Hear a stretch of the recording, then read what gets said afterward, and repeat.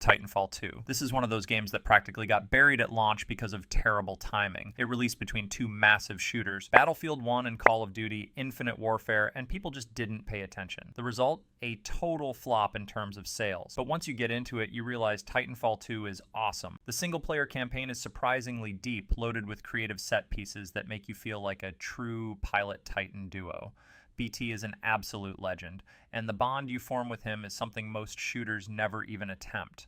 The multiplayer, it's probably some of the best fast-paced action out there. Super smooth parkour, giant mechs, everything you could want.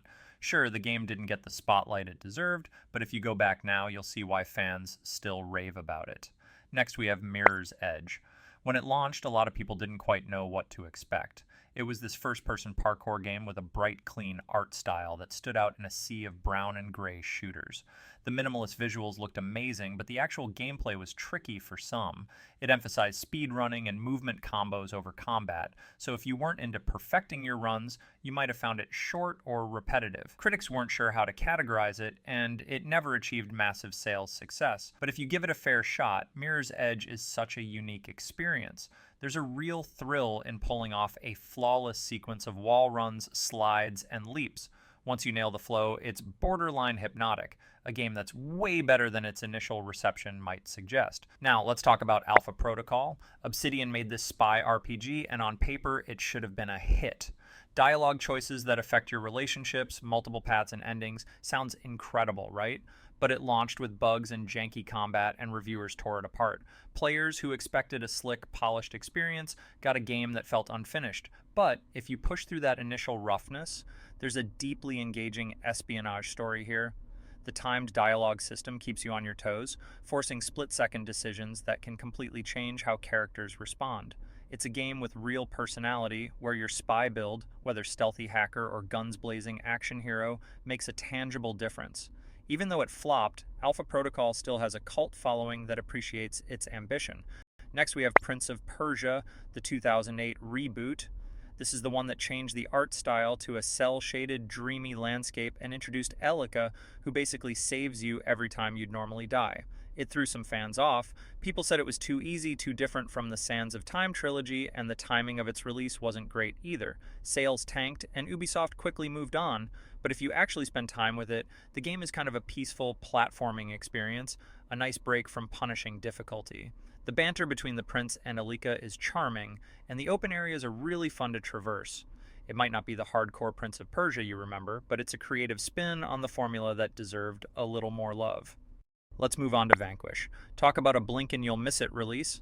This is a lightning-fast third-person shooter by Platinum Games, where you rocket around levels in a futuristic supersuit, slow down time, and pull off the craziest slides and dodges. It's basically an arcade shooter on steroids. Critics generally liked it, but it never found a big audience. Maybe it was overshadowed by bigger franchises, or maybe it was just too short for some. Underneath that quick campaign, though, is some of the most intense, stylish shooter gameplay you can get. It demands quick reflexes, but once you master the movement, it feels incredible. If you're craving something different from the usual cover-based shooters, Vanquish is absolutely worth checking out. Next, we have Sunset Overdrive. This Xbox exclusive from Insomniac was meant to be a big deal, but for whatever reason, it never blew up. Maybe it was the marketing, or maybe people were confused by its hyperactive neon punk style, but let's be real, this game is a blast. You're in a city overrun by mutants hopped up on toxic energy drinks, and your job is to cause chaos in the most over-the-top ways imaginable. You grind rails, wall run, and bounce across rooftops, combining ridiculous weapons with crazy parkour. The result is a relentless shot of adrenaline that never takes itself too seriously. It might not have sold gangbusters, but if you love fast-paced action with a goofy twist, Sunset Overdrive is a hidden gem. Now let's talk about The Order 1886. Here's a game that got hammered at launch for being too short and too cinematic, with a story that ended on a major cliffhanger. Everyone complained it felt more like a tech demo for the PS4's graphics. In terms of sales, it definitely didn't hit big, but if you look past that initial disappointment, there's some cool stuff going on. The steampunk take on Victorian London is gorgeous, the atmosphere is dense and moody, and the gunplay, though not revolutionary, feels weighty and satisfying. Yes, it's short, but it sets up an intriguing world of knights battling supernatural threats. It's a shame we never got a sequel, because the universe it built was actually promising. If you go in with tempered expectations, The Order 1886 can be a really enjoyable weekend playthrough. Next up is Remember Me. Capcom published this sci-fi action-adventure about memory manipulation, but it didn't exactly set the world on fire. Critics were lukewarm, and some players found the combat repetitive. The game just didn't click with the mainstream. But the concept was so interesting. You play as Nealon, a memory hunter in futuristic Neo-Paris, breaking into people's minds and remixing their memories to change their reality. The story is surprisingly thought-provoking, exploring questions of identity and how memory shapes who we are. The visuals and soundtrack are stellar too. Sure, the gameplay could have been more polished, but the world building was top-notch. If you're looking for a unique sci-fi experience, give Remember Me a shot. Another one worth mentioning is Mad World, a Wii exclusive that went completely against the system's family-friendly image. Everything's in black and white except for the buckets of blood, and you're part of this twisted game show called Death Watch. Critics actually liked its bold style, but it just didn't sell. Let's be honest, Wii owners probably weren't clamoring for a hyper-violent brawler with motion controls. But if you dive in, you'll find a brilliantly over-the-top combat system and a dark sense of humor that sets it apart from pretty much everything else on the console. It's definitely not for everyone, but if you like your action chaotic and your art style unique, Mad World is a wild ride. Now let's talk about Quantum Break. This one was hyped up by Microsoft and Remedy as a huge blockbuster that blended TV episodes with gameplay. People weren't sure about that format, and when it launched, some felt like the story was too convoluted and the live-action segments disrupted the flow. Add in some inconsistent performance, and the game didn't exactly explode in popularity, but if you actually play it, Quantum Break has some fantastic time manipulation mechanics that really make combat pop. Freezing enemies, dashing around at super speed, creating time shields. There's a lot of cool stuff here that sets it apart from your typical third-person shooter. Plus, the production values in those TV episodes are surprisingly high. It's an ambitious game that maybe tried to do too much, but it's definitely worth a second look. Next, we have Enslaved, Odyssey to the West. Ninja Theory crafted this post-apocalyptic tale where you guide Trip across a ruined world overrun by mechs.